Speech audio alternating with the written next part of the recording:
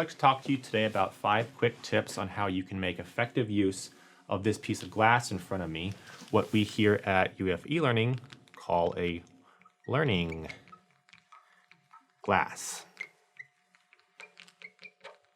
So there are 5 main points that, if you follow, can really help you make these lecturettes or short content descriptions a lot more engaging. First, I would really try to stick to one topic on one screen, one board. Once you fill up this screen, your video is done. If that takes you 3 minutes, good, you're done.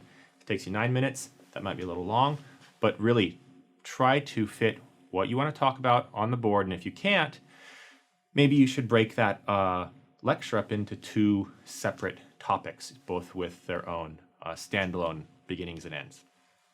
The second tip is to have some kind of a plan.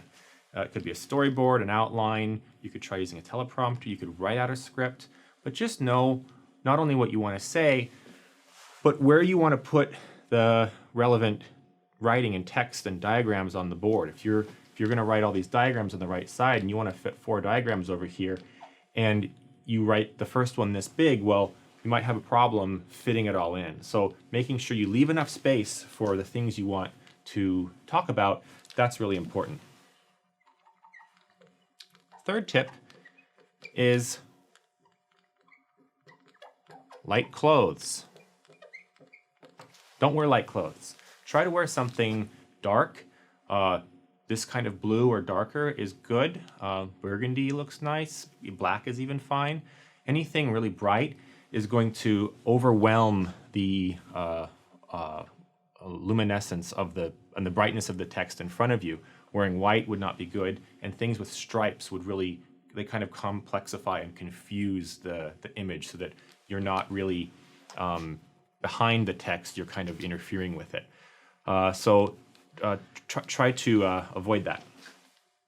The other thing is make sure you're not wearing clothes that have text. So you might be a big Nanooks fan, but if you put on a shirt like this, it's going to be reversed in the opposite way of the text on the screen. It's not going to look right, and it's going to distract from what you really want people to look at. The last one is that little foibles and mistakes are really okay. So if you make a spelling error, you draw something in the wrong place, as long as it's small and as long as you catch it, it's fine to take one of these claws and just do a quick erasure.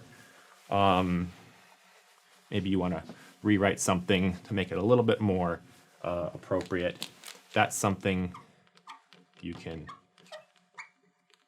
easily do as long as it's naturally done in the stream of your video. So these are just a start for how you can make use of this effectively.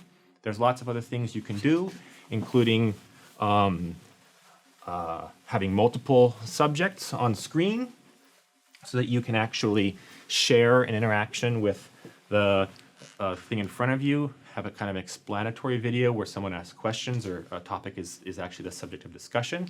You can also superimpose your own PowerPoint graphics as long as they're on a black background over the glass, whatever you have. You have maybe a diagram for your biology course. You're talking about history or language and you want to reinforce your topic, maybe not something that's really content-based, but something that adds to what you're talking about and reinforces that. You can even have a whole image. As long as the background is black, the other items will be semi-transparent, and you can sort of be part of the content you're talking about. Animations are even possible if you put them into PowerPoint as a GIF or an MP4. So there's lots of possibilities with this.